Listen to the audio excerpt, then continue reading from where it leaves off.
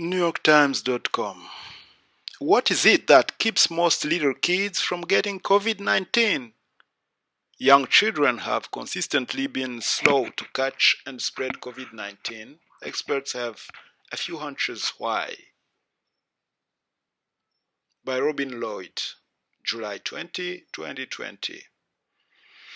On the way home from a jog one afternoon in early July, Dr. Sylvia Chang noticed her husband and 2.5-year-old daughter playing outdoors with a handful of neighborhood kids and their moms in face masks.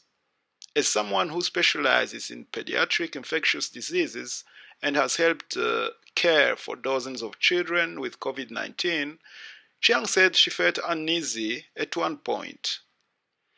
I think at the height of the epidemic here, I would have asked them not to do that, to come inside, said Dr. Chiang, MD, an assistant professor at the Warren Alpert Medical School of Brown University.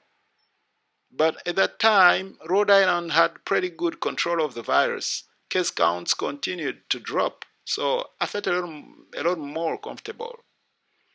Not that she thought the risk was zero, just that it was fairly low. Plus, Dr. Chiang knew the parents of two of the kids, both doctors, and they too were conscientious in their protection measures. Dr. Chiang's post-jog decision reflects how many parents are thinking about the coronavirus and their children. Just weeks away from what some hope will be a return to school in the fall, many Americans are looking to new research findings and guidance, some of which suggests kids are less likely to get, spread, or suffer from COVID-19, and recalibrating the precautions they take. So, how strict should parents be? Are babies and children in their toddler through primary school years somehow more able to fight off coronavirus infections compared with adults? Is it okay if they don't wear masks or social distance? Experts still say if families live in a hotspot or a family member is vulnerable to a severe case of COVID-19, children should remain as dedicated as ever to disinfection routines. Distancing from people outside the home, wearing a mask, and washing their hands even more than they did before the pandemic. Outside of those situations, parents can relax at least one of the most stringent and challenging measures they took earlier this year without raising risk significantly. They no longer need to completely isolate their young children. Dr. Chiang said, similar guidance is implicit in the reopening guidelines for schools released in late June by the American Academy of Pediatrics, or AAPP, which advocates for having students physically present in school. There are many hints and even some data showing that children fare better against the virus on a few levels than adults do.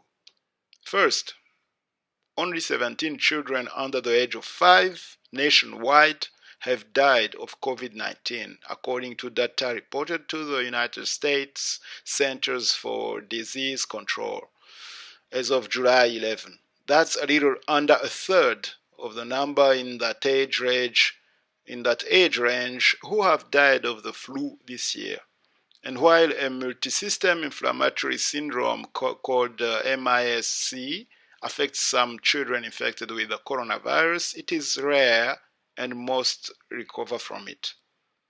Experts who study and treat children with the coronavirus remain cautious, but said they've seen positive signals amid limited data on how children catch and spread the novel coronavirus. The findings currently are pointing to a likelihood that young children have a lower risk of becoming infected, and maybe even a lower risk of transmitting, Dr. Chiang said. I think it's an evolving situation, but I wouldn't be surprised if those are the conclusions that we end up drawing. The American Academy of Pediatrics guidelines for reopening schools stated that children may be less likely to become infected. with the coronavirus and to spread that infection. What we know so far. While this is welcome news for parents, governmental and news media reports have raised concerns about the accuracy of data on adult infections and deaths, and for children. Undercounts are likely because tests can be difficult to obtain, results reportedly lag, and states' data collection and reporting practices differ. Without widespread testing and large, random targeted samples of children, researchers and doctors are not confident of the true number of children who catch the coronavirus, said Mark Schleiss, MD, a pediatric infectious diseases expert at the University of Minnesota Medical School. In Iceland, a team of researchers tested 6% of the country's population for the coronavirus. Out of more than 848 children who responded to an invitation to participate in one part of the study, the team found no coronavirus infections in kids under 10 years old, even with elementary schools and daycares open at the time. The children were either less vulnerable to the virus or never exposed to it, the authors wrote. Another way researchers have gauged whether children were less likely to catch the coronavirus was to track infections within households where at least one person had tested positive. 2 studies in China found that children were less likely than adults to catch the virus from an infected person living with them. A 3rd study showed no difference. Some researchers hypothesize that the virus cannot make its way into the cells of younger children as well as it can into those of adults because children make fewer receptors called ACE2, which is where the virus docks.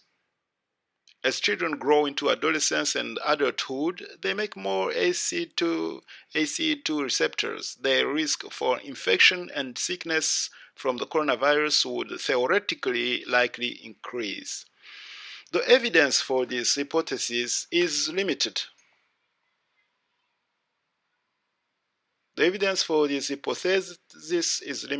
To establish a link, experts would have to demonstrate it in lab mice and then in large studies of people over time.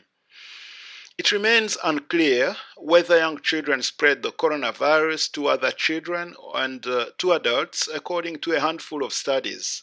A recent study from South Korea found that, unlike the case for children under 10, other children transmit the virus as well as adults do.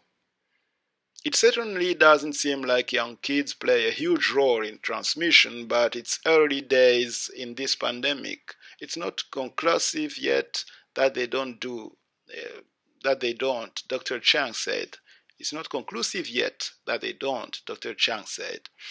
One theory suggests that because children's smaller lungs do not push out as many droplets as adults do, they also push out fewer droplets potentially containing the coronavirus, said Jeffrey Stark, MD, a professor of pediatrics at Baylor College of Medicine in Houston, who sees patients at Texas Children's Hospital.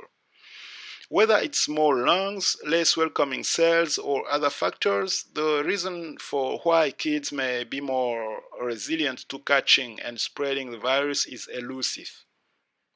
Even under the best of circumstances, it can take decades for researchers to understand how an infectious disease behaves in adults, let alone in its nuances in children. With many health issues, children can get the short end of the stick and don't get studied until we figure out what's going on in adults, Dr. Schleiss said. Weighing the risks for your family. Yet, just like Chiang when she saw the kids together in the street, some public health experts are shifting and even loosening their thinking about isolating children and adopting a risk-benefit perspective. Any additional contact increases risk, but we are facing a trade-off of what's best for our children, said Helen Jenkins, PhD, an assistant professor of biostatistics at Boston University. For starters, Rather than prohibiting children from playing together and eliminating all social risk, Dr. Chiang and the AAP school's reopening guidelines focus on reducing risk and state that outdoor play is safer than indoor play.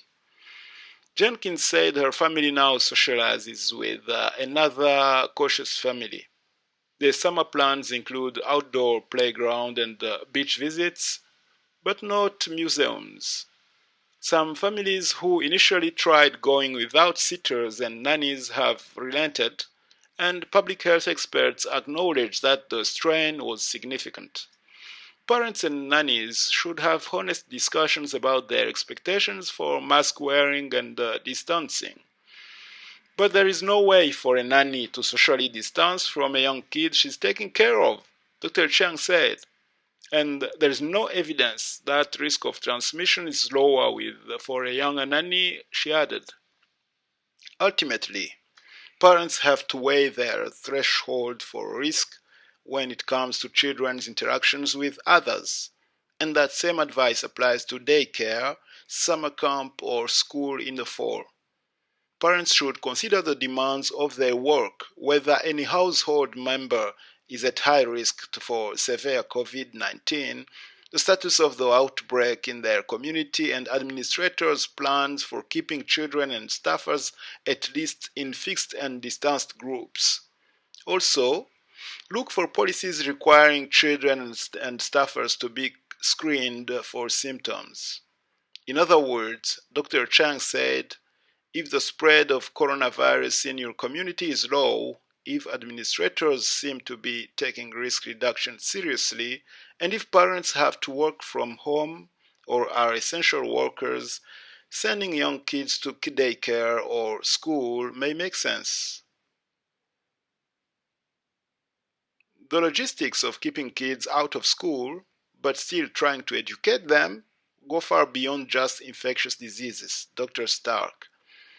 They go into economics, they go into social structure, and they go into families. Dr. Chang has the same decisions to make. When her daughter's daycare reopened, she spoke with the facility's director about distancing, disinfection, and other coronavirus-related policies. Statistics, family composition, and the age of her daughter also must be considered. With her being 2.5, the risk that she's going to have severe disease from COVID-19 or develop MIS is tiny, Dr. Chang said. We don't have any older family members living with us or in town, so we don't have to consider her getting infected at daycare and infecting grandma and grandpa, and the benefits she gets from daycare are amazing. Dr. Stark's take is a little different. If he had young children now, given the current runaway outbreak in Texas, he would not let them stray far from home. The virus doesn't make allowances for our coronavirus fatigue, nor for our need for fellowship, he said. The virus is looking for a place to jump from one person to another. That's it. And that's why distancing, masking, and hygiene work. If we do choose three things, the virus literally has no place to go. Robin Lloyd is a contributing editor at Scientific American magazine.